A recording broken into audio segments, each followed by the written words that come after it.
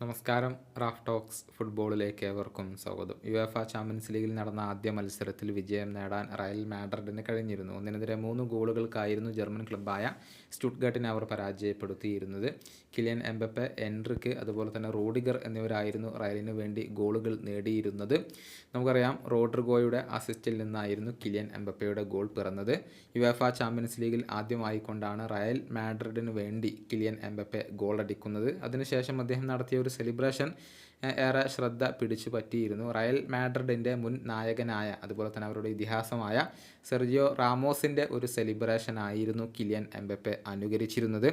Sergio റാമോസും അതുപോലെ തന്നെ എംബപ്പയും തമ്മിലുള്ള ബന്ധം നമുക്കെല്ലാവർക്കും അറിയാം. ഇരുവരും ഒരുമിച്ച് PSG-യിൽ 2 വർഷത്തോളം കളിച്ചിട്ടുണ്ട് എന്നുള്ളതാണ്. സഹതാരങ്ങളാണ്, സുഹൃത്തുക്കളായിരുന്നു. നിലവിൽ റയലിന് വേണ്ടിയാണ് എംബപ്പെ കളിച്ചുകൊണ്ടിരിക്കുന്നത്.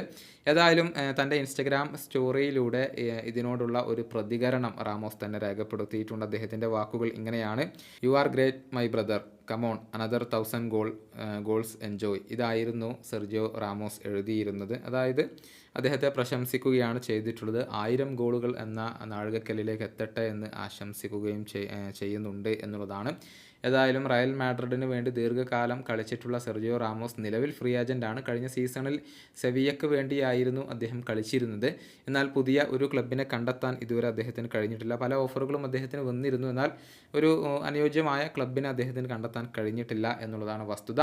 അതേസമയം റയലിന് വേണ്ടി ആകെ 7 മത്സരങ്ങൾ കളിച്ച എംബപ്പെ 5 ഗോളുകളാണ് ഇതുവരെ നേടിയിട്ടുള്ളത്. ഈ വീഡിയോയുടെ അവസാനിപ്പിക്കുന്നു. ഫുട്ബോൾ ലോകത്തെ കൂടുതൽ വിശേഷങ്ങളുമായി റാഫ് ടോക്സ് വീണ്ടും എത്താം.